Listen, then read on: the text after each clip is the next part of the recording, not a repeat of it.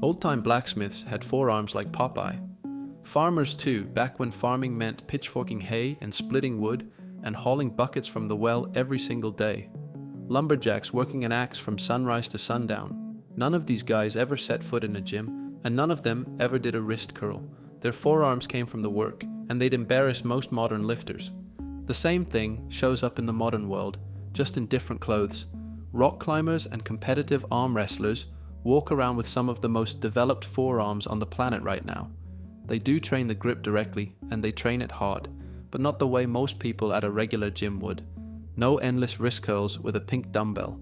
What they actually do looks a lot closer to what the blacksmith and the farmer did without thinking about it. Hanging on, squeezing hard, loading up the grip and holding it there, day after day. So the forearm isn't really a mystery muscle. It's actually one of the most predictable ones. It responds to the same handful of things it's responded to for thousands of years. And modern gym culture has more or less forgotten what those things are. This video covers all of it. 3 principles, 4 bodyweight exercises, no equipment. The myth first, because it stops most people before they start. The wrist bone itself doesn't grow. Once someone's done growing, the ulna and the radius are locked in place, and no amount of training is going to make those bones dramatically thicker. But the wrist has almost 24 muscles wrapped around it, plus tendons and connective tissue that respond to load like anything else. When those thicken up, the wrist looks bigger. The forearm above it fills the sleeve. The whole thicker wrist thing is real. It just doesn't come from the bone itself, which is why all these wrist-specific gadgets are basically a waste of time. The forearm is what actually needs the work. Every blacksmith and farmer with a legendary grip figured that out by accident. Climbers and arm wrestlers figure it out on purpose. Either way, it's the same answer. Train the forearm, and the wrist takes care of itself. So what do all these guys actually have in common once you look at what they're doing all day? The first thing is grip. Heavy, sustained grip. A blacksmith holding tongs against a piece of hot iron isn't counting reps, he's just holding on until the iron takes shape. A climber hanging off a small hold isn't thinking about sets, he hangs until he can move.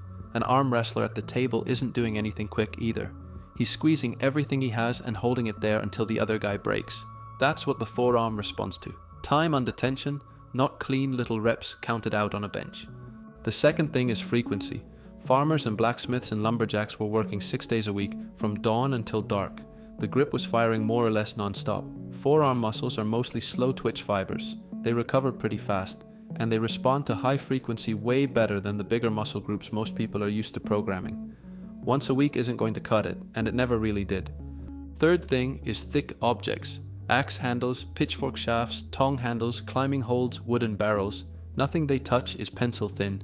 Thick grips make the whole hand and forearm fire, because the fingers can't wrap all the way around, so the flexors and stabilizers stay engaged the entire time. Grip that stays on, work that repeats every day, thick things to hold. That's really the whole thing. 4 bodyweight exercises cover all of it. 1. Fingertip push-ups. This is basically the closest thing to a climber's finger hold that anyone can do on their living room floor. The wrist locks in flexion, the fingertips take body weight, and the flexors are loaded way heavier than any wrist curl will ever get them. Beginners start on the knees. From there, it goes to full fingertip push-ups, and then to fewer fingers, 4, then 3. 3 sets, close to failure, 2 or 3 times a week. The burn shows up fast on these. Within maybe 10 or 15 seconds of a real set, the flexors are firing near max. It's basically the same feeling a climber gets holding onto a bad hold at the crux of a route, and it produces the same result. 2. Back of hand push-ups. The extensors on the back of the forearm are probably the most neglected muscles on the human body. Almost nothing in modern life trains them. Almost nothing in a modern gym does either. Even most old world labor didn't hit them all that hard, because everyday work is mostly grip and pull, never a push against the back of the hand. Reverse push-ups fix all of that in one exercise. Backs of the hands flat on a soft surface, elbows locked, press up from the knees. Anyone with weak wrists starts against the wall first. The extensors are going to burn immediately, because they've basically never done real work. 3 sets, 12 to 15 reps. 3. Towel pull-ups. Loop a thick towel over a pull-up bar and grip both ends. The bar is now about 3 centimeters thick, roughly the diameter of an axe handle.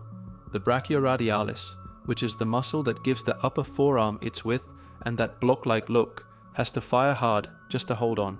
So does every stabilizer in the hand. Anyone who can't do a full pull-up yet just holds the top position in a towel dead hang or does slow negatives from the top. 3 sets, as many reps as possible. 4. The loaded carry. Backpack or a big water jug. Fill it with as much weight as can actually be gripped and walked with. Water, sand, books, whatever's dense. Walk, keep walking. When the grip fails, that's the set. This is basically the farmer hauling buckets or the woodcutter carrying logs home, condensed into 30 or 60 seconds. 2 or 3 rounds, 90 seconds of rest between them. The carry is deceptively hard. Unlike the other 3, it loads the grip under something the body can't easily get out from under. No rack to set the weight on, no bar to drop, nothing to cheat the last few seconds with.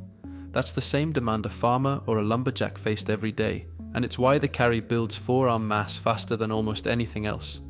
Forearms don't need 48 hours between sessions the way the chest or legs do. 2 or 3 sessions a week works.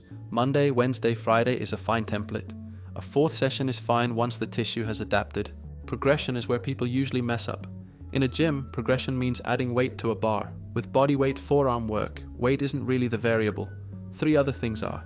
Time under tension is the first one. A 20-second dead hang this week becomes 30 next week, then 45, then eventually a full minute. That's real progress, and it's basically the same adaptation curve a climber goes through over a season of training. Grip thickness is the second. A thinner towel this month, a thicker one next month, and the hand has to work harder without changing the exercise at all. The same trick works on any horizontal bar. Wrap cloth around it, add a second layer, move to actual rope if there's rope around. The difficulty of the movement itself is the third. Knee fingertip push-ups become full ones, then 3-finger ones. Wall reverse push-ups become knee reverse push-ups, then full ones. Every step is a real jump in load, and each one can hold a lifter's progress for weeks before it's time to move up. Small changes, applied every week, add up to the same forearms these workers and athletes built over years of daily effort. The compound effect is identical. The training just has to be consistent. Everything in this video is a piece of a bigger idea, that a strong, capable body can actually be built entirely with body weight, the same way it was built for most of human history. The No Gym Warrior program pulls that idea into a full 12-week structure. 3 phases: foundation, strength, and peak performance. A training manual. A historical encyclopedia covering the traditions modern lifters have forgotten, and a workout tracker that handles progression. No equipment, no gym membership, just the same principles the blacksmiths and farmers and lumberjacks used and that climbers and arm wrestlers still use today. Links in the description. The forearm isn't a mystery, it's just the most stubborn muscle group in the modern gym because the modern gym trains it wrong. Heavy sustained grip, high frequency, thick objects, and 4 bodyweight exercises done consistently. That's the whole formula. It's what the blacksmiths and farmers and lumberjacks knew, and it's what climbers and arm wrestlers are still using today. It works the same way for anyone willing to actually do the work. Thank you for watching, and I'll catch you in the next one.